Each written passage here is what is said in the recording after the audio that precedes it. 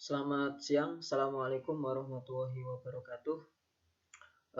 Pada kesempatan ini ya, kita akan membahas bagaimana menerapkan model matematika ke dalam MATLAB ya. Nah, yang kita bahas di sini model matematikanya cukup sederhana dan tidak saya turunkan secara detail, karena yang lebih kita bahas adalah bagaimana menerapkan model matematika sederhana tersebut ke dalam MATLAB sehingga nanti kita tahu makna fisis di balik model matematika tersebut gitu ya.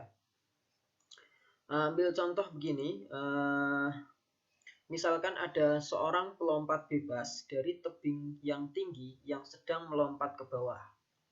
Maka bisa kita katakan bahwa orang yang melompat bebas tersebut itu akan mengalami hukum Newton atau gaya Newton lah ya gitu. Nah, di mana gaya yang dialami orang tersebut tentunya adalah M kali A, di mana A-nya bisa kita ubah menjadi turunan kecepatan terhadap waktu, dan kecepatan ini adalah kecepatan orang tersebut.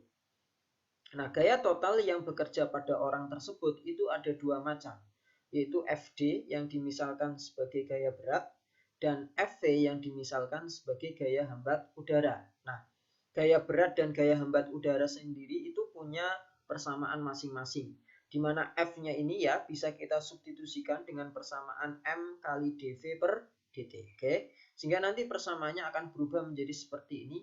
F-nya berubah menjadi M kali dV per dt, gaya beratnya menjadi M kali G positif ya, karena gaya beratnya searah dengan percepatan, karena gaya beratnya ke bawah ya, terus percepatannya juga ke bawah begitu ya.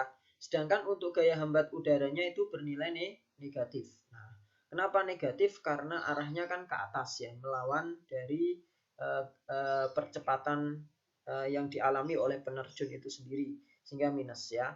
Nah, kemudian ya, kalau M-nya saya pindah ke kanan gitu, sehingga nanti persamaannya menjadi seperti ini.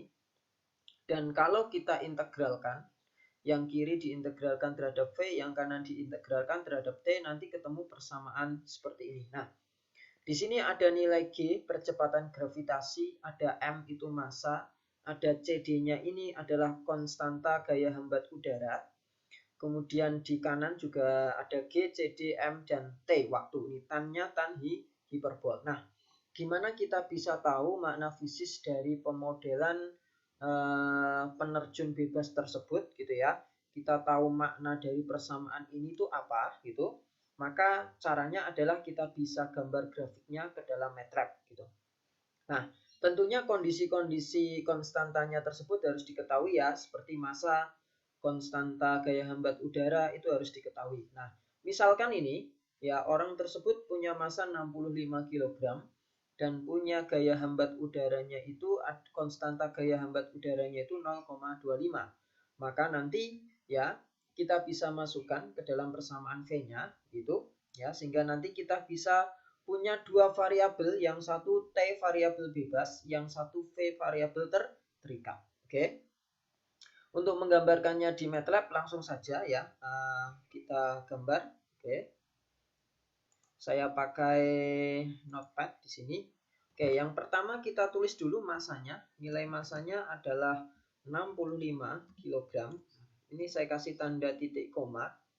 Tanda titik koma itu menunjukkan nanti ketika kita running, nanti masanya itu, nilai masanya itu tidak akan keluar di command window, sehingga tidak terlalu banyak yang keluar ya. Saya kasih keterangan ini adalah massa penerjun. Kemudian ada G, percepatan gravitasi 10. Nah, ini saya kasih keterangan ya. Ini adalah percepatan gravitasi. Oke. Jadi kalau dikasih tanda persen itu di situ tidak akan terbaca oleh MATLAB. Itu bisa dijadikan keterangan gitu ya. CD nilainya adalah 0,25. Ya, ini adalah koefisien hambat udara ya. Hambat udara. Oke.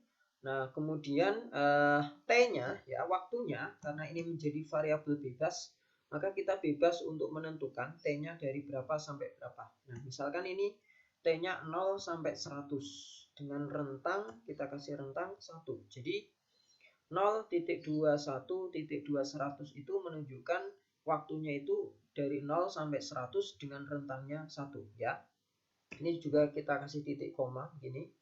Kemudian V persamaannya tadi ya, yaitu akar. Akar itu kalau di MATLAB SQRT ya, itu G kali M dibagi dengan CD, kemudian kali dengan tan hiperbol ya. Terus di dalam tan itu ada akar SQRT. Saya kasih kurung buka kurung tutup lagi.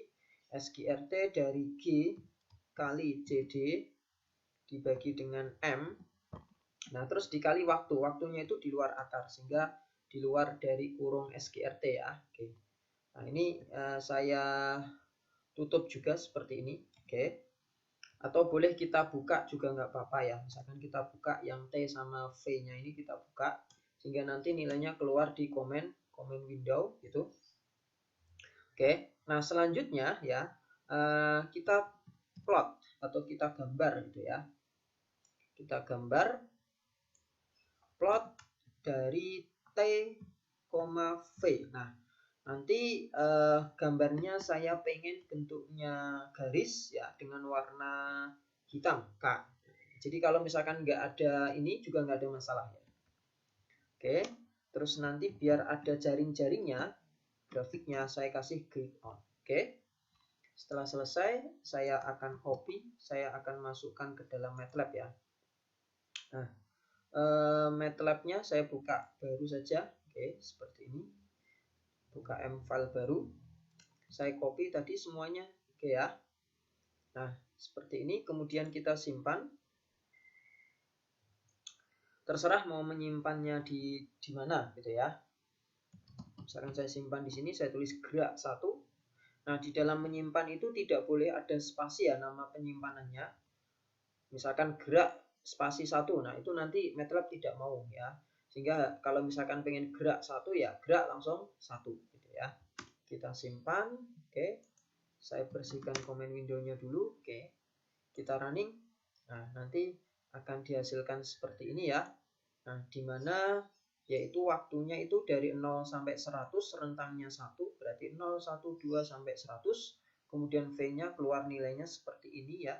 Ini juga totalnya sebanyak yang waktunya kan totalnya datanya 101, maka kecepatan juga total datanya ada 101 gitu ya. Nah, hasil grafiknya kalau kita lihat di sini ternyata dari 0 sampai 10 itu penerjunnya mengalami gerak yang dipercepat. Artinya ada percepatan yang dialami oleh penerjun tersebut. Nah, kemudian setelah sekitar 15 detik ternyata grafiknya itu lurus atau landai seperti ini ya gitu. Itu menunjukkan bahwa kecepatannya itu konstan. Nah, jadi setelah 15 detik itu ternyata gerak penerjun bebas itu adalah gerak lurus beraturan ya, atau gerak jatuh beraturan. Jadi tidak ada percepatannya gitu ya. Nah, itu makna fisis yang bisa kita dapatkan. Nah, itu adalah makna fisis yang bisa kita dapatkan ya ketika kita menggambarkan persamaan suatu model matematika ke dalam MATLAB, sehingga kita itu bisa tahu makna dari persamaan tersebut. Nah, demikian ya video untuk pemodelan matematika ini yang kita terapkan ke dalam MATLAB. Sekian, terima kasih.